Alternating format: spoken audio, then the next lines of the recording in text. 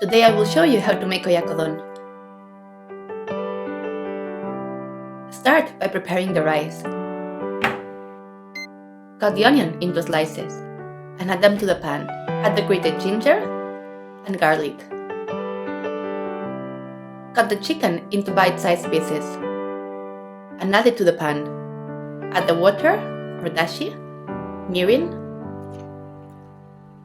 and soy sauce. Cover. Cook stirring occasionally until the onion is done. In the meantime, pour 2 eggs into a bowl. Whisk. Add the eggs.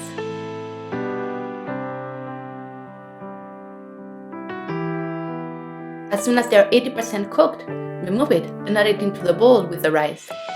Garnish with spring onions, and if you like this recipe, don't miss those too.